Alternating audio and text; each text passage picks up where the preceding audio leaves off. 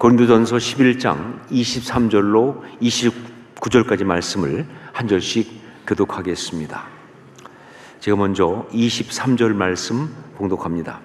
내가 너에게 전한 것은 주께 받은 것이니 곧 주 예수께서 잡히시던 밤에 떡을 가지사 축사하시고 떼어 이르시되 이것은 너희를 위하여 내 몸이니 이것을 행하여 나를 기념하라 하시고 식후에 또한 그와 같이 잔을 가지시고 이르시되 이 잔은 내 피로 세운 새 언약이니 이것을 행하여 마실 때마다 나를 기념하라 하셨으니 너희가 이 떡을 먹으며 이 잔을 마실 때마다 주의 죽으심을 그가 오실 때까지 전하는 것이니라. 그러므로 누구든지 주의 떡이나 잔을 합당하지 않게 먹고 마시는 자는 주의 몸과 피에 대하여 죄를 짓는 것이니라. 사람이 자기를 살피고 그 후에야 이 떡을 먹고 이 잔을 마실지니 함께 읽습니다. 주의 몸을 분별하지 못하고 먹고 마시는 자는 자기의 죄를 먹고 마시는 것이니라. 아멘. 오늘은 성만찬이 있는 주일입니다. 그러면서 거룩과 성결 시리즈 가운데 거룩에 대한 일곱 번째 설교, 지금 마지막 설교를 하는 바로 그런 시간입니다. 자, 그래서 아주 강력한 성령의 감동, 성령의 확인이 저한테 있었습니다. 그건 바로 성만찬을 통하여 거룩의 비밀을 나누라라는, 성만찬을 통하여 거룩의 비밀을 나누라고 하는 그러한 감동이 있었습니다. 자, 오늘 우리가 하려고 하는 것은 성만찬입니다. 혹은 성찬식입니다. 영어로 하면 Holy Communion 이렇게 말하죠. Holy Communion, 말 그대로 거룩한 만찬입니다. 거룩한 예식이에요. 자, 그런데 사실 이 성만찬에 대해서는 여러 가지 다른 이름들이 있어요. 그 중에 하나가 뭐냐? 주님의 만찬이라고 부르는 겁니다. 주님의 만찬, Lord's Supper이라고 하는 주님의 만찬. 주님께서 친히 제자들과 하셨던 바로 그 만찬이니까 그래서 주님의 만찬이라고 부릅니다. 자, 또 최후의 만찬 이렇게 부르기도 합니다. 최후의 만찬, Last Supper. 주님께서 이 땅에서 마지막으로 하신 만찬이니까 최후의 만찬이다. 이 최후의 만찬이라는 이름이 유명한 것은 바로 레오나르도 다빈치가 그린 그림 때문에 그렇죠. 최후의 만찬, 그것 때문에.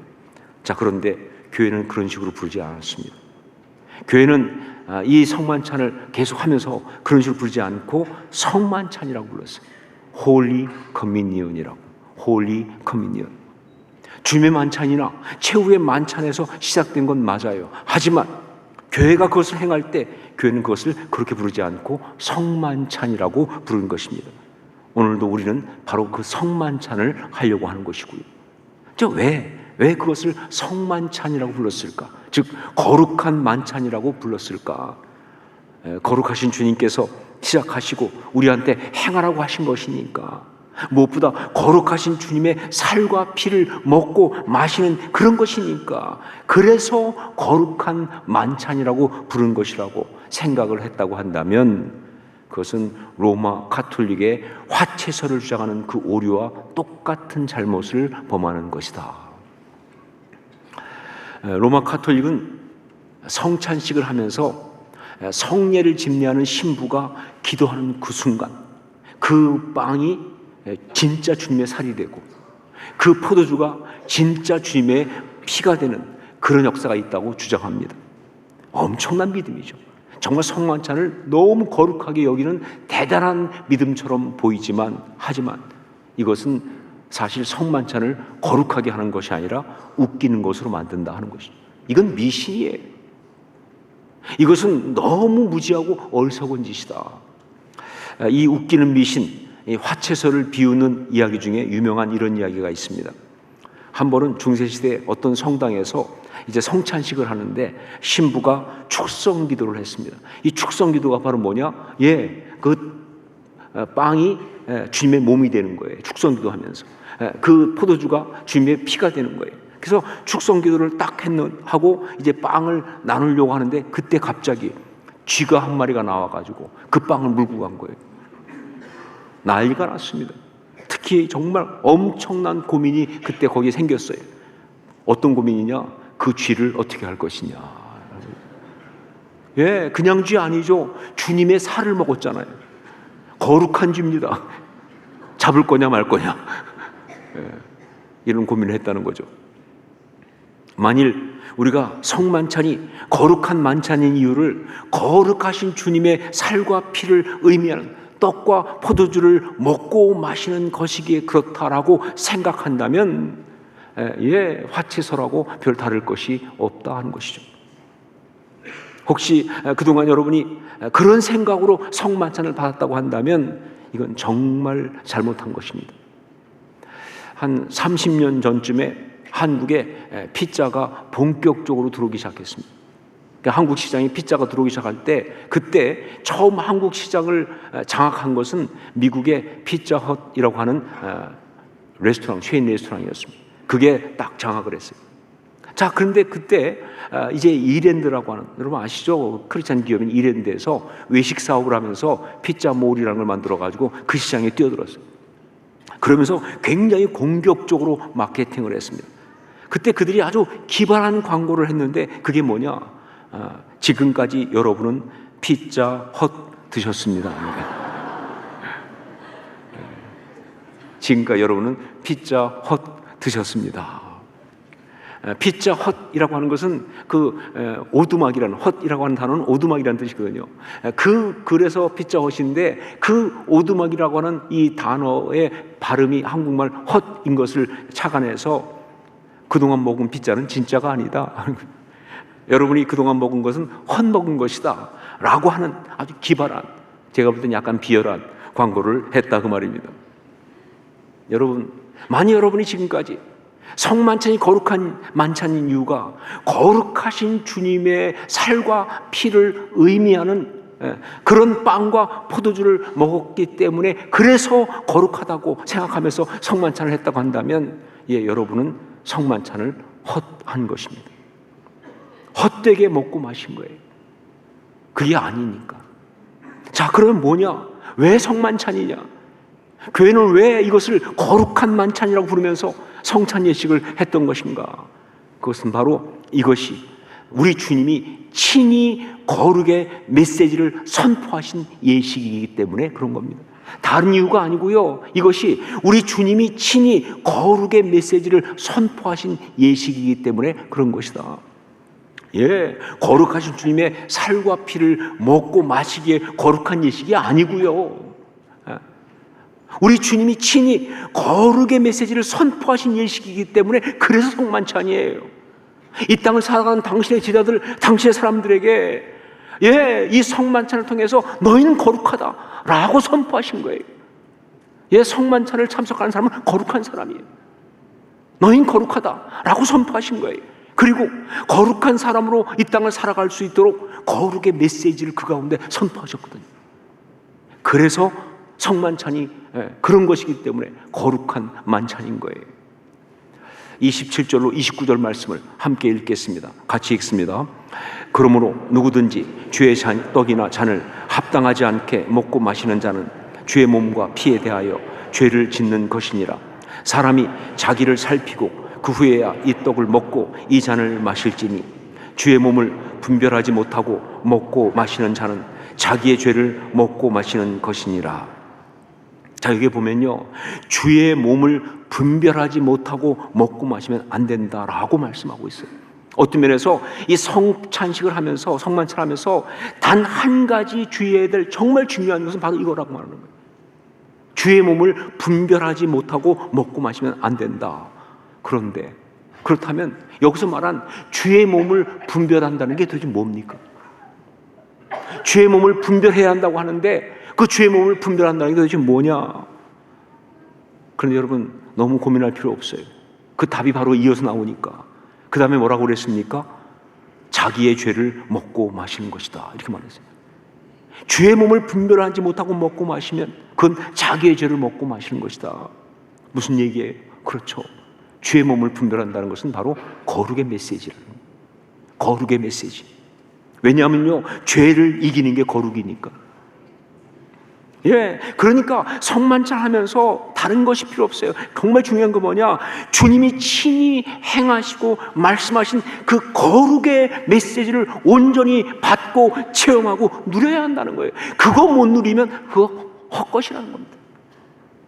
예, 다른 어떤 것보다 이 성만찬을 하면서 우리 주님이 친히 행하시고 말씀하신 그 거룩의 메시지를 온전히 받고 체험하고 그리고 누릴 수 있어야 한다는 거예요. 이게 중요하다는 이야기죠.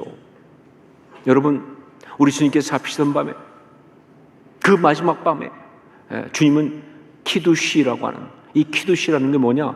스승과 제자들이 함께하는 식사입니다. 키두시를 하셨어요. 근데 그때 그 키두시는 유월절 만찬이었습니다. 그때 주님은 떡을 떼어서 제자들에게 주면서 갑자기 이게 내 몸이다 이렇게 말씀하셨어요. 그리고 잔을 주시면서 이건 내 피라고 말씀하셨어요. 그렇게 성만찬을 하신 거예요. 왜 그러셨을까요? 왜 그때 그렇게 특별한 표현을 하셨을까요? 왜 그랬을까요? 예, 그렇죠. 그건 바로 유언이었습니다. 이제 주님께서 십자가를 지시고 이제 이 땅 가운데서 이제 부활 승천하시게 되면 이 땅에 있는 제자들은요, 그들 스스로 그리스도인으로 살아야 합니다. 자, 그렇게 스스로 그리스도인으로 살아야 되는 그들한테 유언 같은 말씀을 던지신 거예요, 그날. 그런데 그때 주님께서 그렇게 이 땅 가운데 스스로 그리스도인으로 살아가기 위해서 가장 중요한 게 뭐냐? 그게 바로 거룩이라고 보신 거예요. 거룩. 예, 다른 것이 아니라 거룩의 아이덴티티를 가지고, 세상에 속한 사람은 아니에요. 세상 사람은 아닙니다. 거룩한 사람이에요. 거룩의 아이덴티티를 가지고 이 땅에서 거룩하게 살 수 있도록 주님은 성만찬을 하신 거예요. 예, 성만찬은 바로 그겁니다. 성만찬은 바로 그거예요. 거룩의 선포, 거룩의 역사였습니다. 성만찬은 그 자체가 거룩의 메시지고요. 그리고 그 안에 거룩의 메시지가 가득히 담겨있는 그러한 것입니다. 자, 그렇다면 성만찬에 담긴 거룩의 메시지, 그것은 무엇인가? 성만찬을 통해서 우리가 반드시 체험하고 누려야 될 거룩의 메시지, 그 비밀은 무엇인가? 여러 가지가 있겠지만 가장 중요한 것은 두 가지입니다. 예, 오늘 성만찬 통해서 우리가 깨달아야 하고 누려야 하는 거룩의 비밀이 두 가지. 첫 번째가 뭐냐? 주님과 연합하라 하는 것입니다. 주님과 연합하라. 성만찬은 아주 파격적인 메시지입니다. 예, 성만찬은 아주 파격적인 메시지예요. 자, 보세요. 예, 떡을 떼어주면서 빵을 떼어주면서 이게 갑자기 내 몸이라고 하셨어요. 굉장히 파격적이지 않습니까? 잔을 주면서 이건 내 피라고 하셨어요. 근데 더 파격적이고 충격적인 게 뭔지 아세요? 이걸 먹으라는 거 우리 보고. 이게 내 몸이라고 하시면서, 이게 내 피라고 하시면서 우리 보고 먹고 마시라고 하는 거예요. 여러분, 그때 제자들은 얼마나 놀랐겠습니까? 이거 여러분 받을 수 있는 얘기예요? 아니, 어떻게 사람이 사람의 몸을 먹고 피를 마셔요? 여러분, 이건 정말 충격적, 받을 수 없을 만큼 파격적인 메시지예요. 이건 그 제자들뿐만 아니라 오고 오는 시간 동안에 교회가 계속 정말 너무 그것 때문에 어떤 그런 파격과 충격을 받을 수밖에 없는 그런 메시지예요. 여러분 아시죠? 초대교회 이후 교회가 세상에서 공격받을 때 가장 많이 공격받은 게 성만찬이라는 것을. 예. 세상은 얘기합니다. 저것들은 일종의 밀의 집단이다. 밀교 집단이다. 지들끼리만 모여가지고 살을 먹고 피를 마시고 사람을 먹는 아주 괴악한 집단이다. 그게 초대교회가 받았던 공격들 아닙니까? 계속. 너무 파격적인 메시지예요. 자, 왜 그렇게 하셨을까요? 주님은 왜 그렇게 파격적인 메시지를 하셨을까요? 여러분, 제가 많이 말씀드렸지만 성경 가운데 파격적인 이야기가 나오면 다 뭐라고 그랬어요? 강조라고 그랬죠. 강조. 메시지를 강조하려고 파격적만 하는 겁니다. 그런데 여러분, 성경에 나오는 모든 메시지 중에 가장 파격적인 메시지가 뭔지 아세요? 성만찬이에요. 예, 이겁니다. 내 살을 먹어라, 내 피를 마셔라. 이게 가장 파격적인 메시지. 그렇다면 이건 바로 뭐예요? 정말 중요한 메시지를 강조하시려고. 그래서 이렇게 파격적으로 말씀하신 것이다. 그게 뭐냐? 두 가지입니다. 그 중에 첫 번째가 뭐냐? 주님과의 연합이에요. 주님과의 연합. 예, 주님이 내 살을 먹으라고, 내 피를 마시라고 그렇게 말씀하실 때 주님은 이렇게 말씀하시는 거예요. 내가 너와 하나 되고 싶다 하는 거예요. 너와 나는 이렇게 하나가 되어야 한다는 거예요. 내가 너희 속에 들어가고 너희는 나와 연합해야 한다. 여러분, 그냥 주의 말씀 들으라 정도가 아닙니다. 주님과 함께 무엇을 하자는 것도 아니에요. 주님을 먹으라는 겁니다. 주님을 먹으라는 거예요. 완전히 하나가 되자는 거예요. 여러분, 거룩을 지키고 나가기 위해서 가장 중요한 것은 주님과의 연합이에요. 예, 누군가가 거룩하다? 예, 주님과 연합된 사람일 때만 거룩한 거예요. 그에게 거룩의 어떤 역사가 능력이 있다? 예, 주님과 온전히 연합될 때 그 일이 가능한 거예요. 그런데 이 연합은요, 예, 온전한 연합이어야 합니다. 그냥 두 개의 개체가 함께 있는 그런 정도가 아니라 완전히 하나가 되는 진짜 연합이어야 돼요. 여러분, 주님에 대해서 머리로 아는 것은 연합이 아닙니다. 그건 이데올로기예요. 혹은 그냥 신앙생활 하는 것, 그 정도 가지고 연합이라고 할 수가 없어요. 여러분이 교회 다니고 뭐 그리스도인이라 하고 호산나 교인이라 하고 뭐 기도도 하고 그거로 정말 주님과 연합했다? 아니요, 그 정도가 아니에요. 완전히 하나가 되어야 합니다. 예, 물리적 결합 정도가 아니라 화학적 결합을 해야 한다 그 말입니다. 주님과 우리 사이를 갖다가 떼거나 가를 수가 없어야 돼요. 여러분, 주님과 나 사이가 상황에 따라 갈라질 수 있다면 그건 신앙 아니죠. 그건 진정한 믿음이 아니죠. 예, 주님과 나 사이를 가를 수가 없어야 돼요. 우리 신앙의 선배들은 다 그렇게 주님을 믿었습니다. 다 그렇게 주님과 교제하고 다 그렇게 주님과 연합했다. 예, 그들과 주님 사이를 나눌 수가 없었어요. 주님은 그들의 머리에만 있었던 것이 아니니까. 그냥 생각 속에 어떤 사상과 주장 가운데 어떤 그런 이론 가운데만 있는 것이 아니니까 말이죠. 예, 주님은 그들의 세포 사이사이에, 근육 사이사이에, 신경 사이사이에 그 삶의 모든 감정과 고백과 가치관과 인생 한복판에 계셨기 때문에 그러니까 못 나누는 거예요. 주님을 떼어내고 나면 그들이 남는 게 없어요. 예. 그래서 어떤 권력도 그들을 주님과 분리시킬 수가 없었던 거예요. 그래서 순교자가 나오는 거예요. 그게 진짜 거룩이죠. 주님께서 내 살을 먹으라고, 내 피를 마시라고 하신 의미는, 아니 의미 정도가 아니라 영적으로 진짜 그런 역사가 일어나는 그런 선포인데, 이것은 무슨 뜻이냐? 주님과 연합이에요. 설명할 수 없는 주님과 연합. 예. 완전한 연합. 주님과 온전히 하나되는 영적 경지. 예, 세상은 이거 이해 못하니까 그게 가능한 할지 모르겠는데 아니요, 영적으로 분명히 있습니다.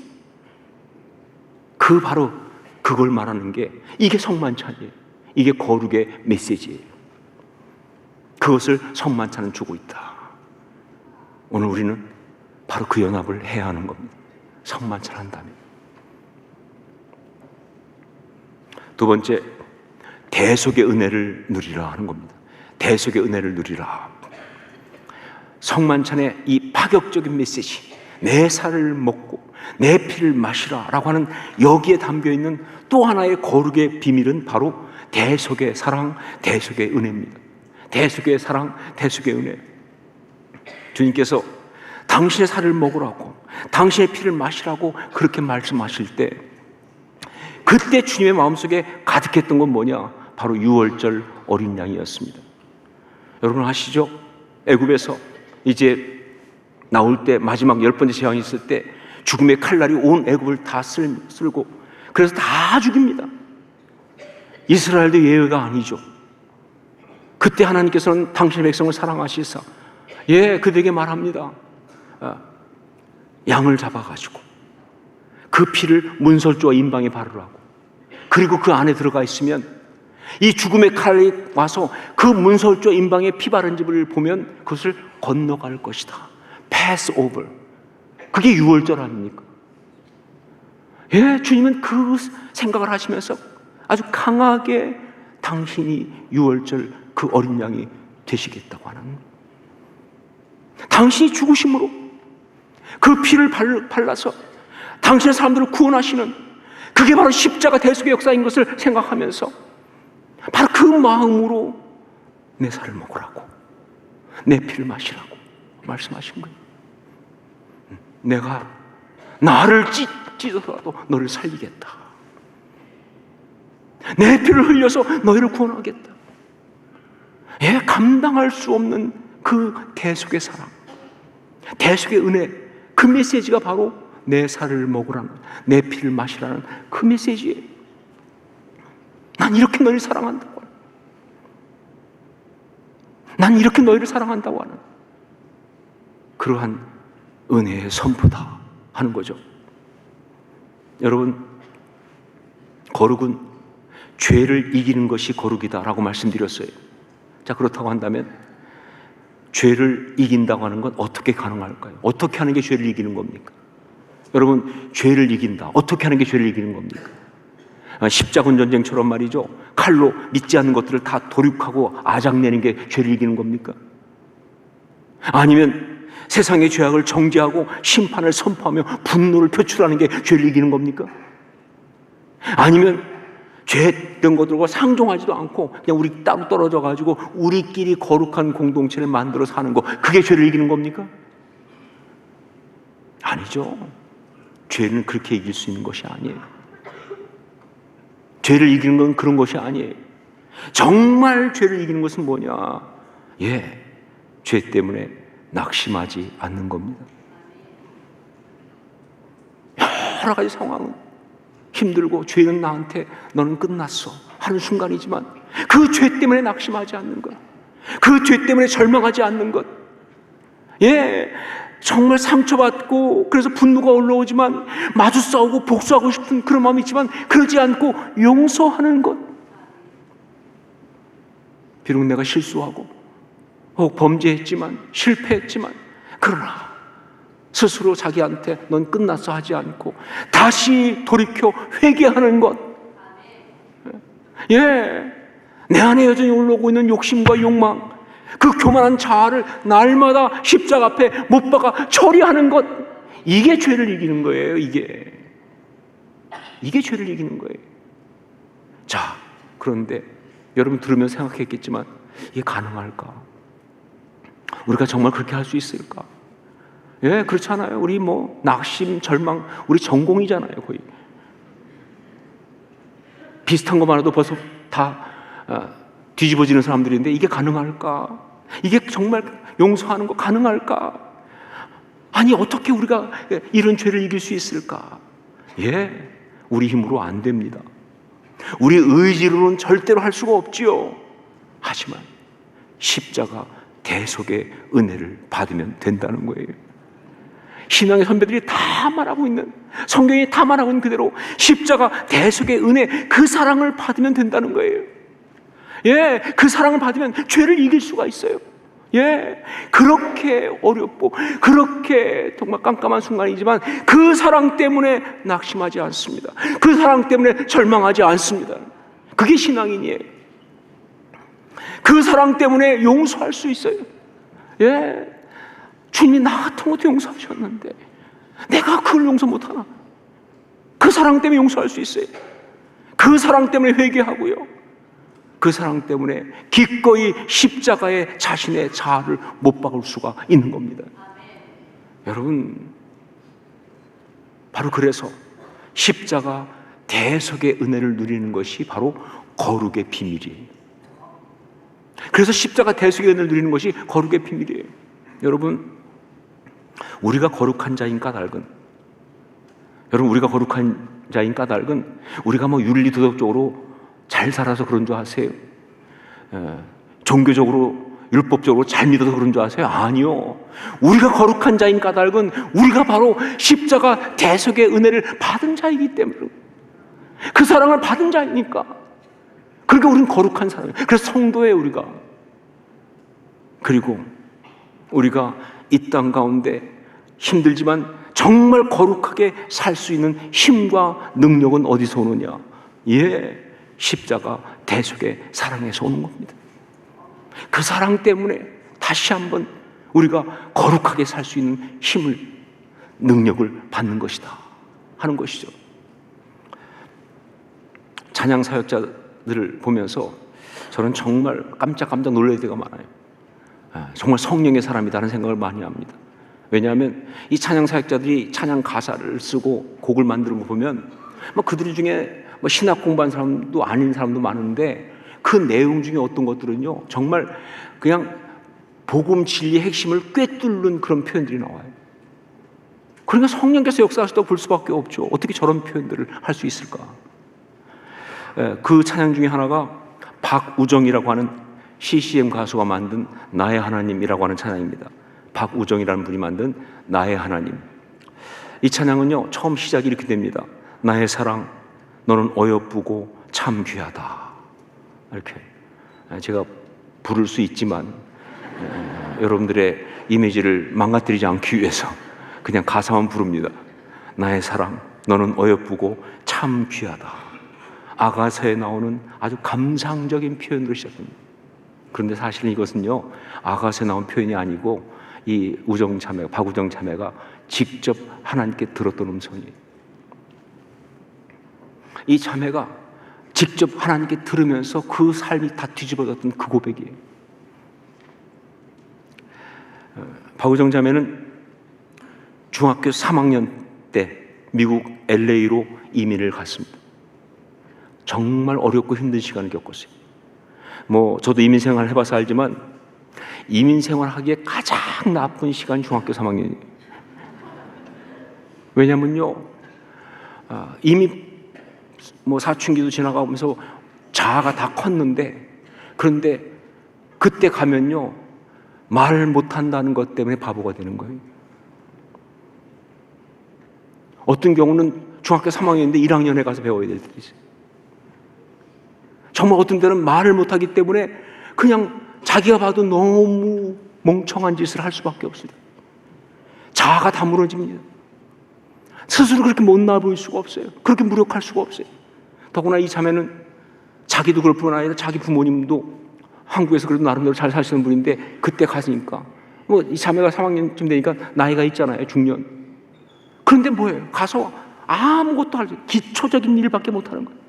말이 안 되니까 그 적응하면서. 그러니까 부모님도 무너지고 자기도 무너지고 아주 힘들고 어려운 시간을 겪으면서 간 거예요. 그런 가운데 이분이 고등학교 2학년 때 예수를 믿었어요. 하지만 그 아픔과 힘든 거는 계속되고 있었죠. 그렇게 어려운 가운데 겨우겨우 해서 그 대학을 연극 영화과로 갔습니다. 하지만 힘든 건 여전히 힘들고 정말 스스로 비참하고 무너진 건 여전히 그런 상황 속인데, 그러던 어느 날 그 학교에서 이제 단 친구가 연기를 하는 것을 같이 보게 됐어요. 그러니까 연극 영화는 그렇게 하나 보죠. 누가 연기를 하면 또 친구들이 같이 보는. 그런데 너무 잘하는 거예요. 그 친구가 연기를 하는데 너무 멋있는 거예요. 그러니까 상대적으로 뭐예요? 자기가 더 비참해. 자기 너무 못나 보이고 너무 잘하는 것 같고. 그래서 막 고통하는데 그때 갑자기 들려온 거예요. 나의 사랑, 너는 어여쁘고 참 귀하다. 어느 보석보다도 귀하다. 네가 사랑스럽지 않을 그런 생각을 할 때도 나는 너를 너무 사랑한다. 하나님의 음성이 이 자매의 삶을 밀고 들어온 거예요. 너무 감동해가지고 그새 거기서 가사를 쓰기 시작했어요. 그리고 멜로디를 적고 그러면서 찬양을 만들기 시작합니다. 그 찬양을 만든 다음부터 이 자매가 확 바뀝니다. 그래서 이 자매는 이 학교를 졸업하고 나서 그 다음에 탈벗 신학대학원에 MD부에 진학을 합니다. 그래서 거기서 목회 상담을 공부하고, 그리고 어느 교회에서 섬기면서 찬양 사역을 하면서 섬기는 그런 귀한 삶을 살아가기 시작하는 거죠. 제가 이 박우정 자매가 어느 신문과 인터뷰한 기사를 보면서 깜짝 놀랐던 적이 있는데, 그 신문 기자가 물었습니다. 이 자매한테 나의 하나님이라는 이 찬양에서 개인적으로 가장 강조하고 싶은 구절은 어디냐, 이렇게. 그렇지 않겠어요? 찬양 만든 사람도 가장 자기가 강조하고 싶은, 자기가 가장 은혜 받는 부분이 있잖아요. 근데 그때 이 자매가 이렇게 말합니다. 후렴 부분에 나오는 거룩히 살아갈 힘과 두려움 없는 믿음 주실 나의 하나님, 완전한 사랑 찬양의 이 부분이라고. 거룩히 살아갈 힘과 두려움 없는 믿음 주실 나의 하나님, 완전한 사랑 찬양해. 근데 그때 제가 너무 감동을 받았어요. 왜냐하면 저도 거기에 은혜를 받거든요. 저도 그 찬양 부를 때마다 가장 가슴이 뜨거워지는 데가 여기에. 특별히 제가 이 부분에 감동하는 건 뭐냐, 저는 거기서 놀라운 비밀을 봤어요. 그게 바로 뭐냐, 어떻게 거룩히 살아갈 힘을 얻느냐, 어떻게 두려움 없이 정말 이 상황을 이기고 나갈 그 힘을 얻을 수 있냐, 믿음을 받을 수 있냐. 그건 바로 뭐예요? 완전한 사랑.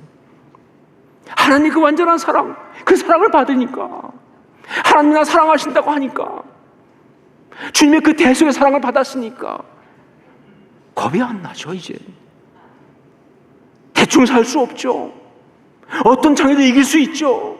거룩히 살아갈 힘과 두려움 없는 믿음 주실 나의 하나님, 완전한 사랑 찬양해. 그렇습니다. 성만찬에 가득히 담긴 거룩의 비밀은 바로 십자가 대속의 은혜입니다. 성만찬을 받는 사람은 바로 그 사랑을 받는 거예요. 그냥 하나의 예전이 아니에요. 그 떡을 받을 때마다, 그 잔을 받을 때마다 그 사랑을 받는 거예요. 그 사랑을 받으면요, 그 사랑은 나를 거룩한 자를 만들어요. 그리고 내가 이 땅 가운데 거룩한 자로 살아갈 수 있는 힘과 능력을 주시는 줄로 믿습니다. 그게 성만찬이에요. 성만찬은 우리 주님이 선포하신 거룩의 메시지입니다.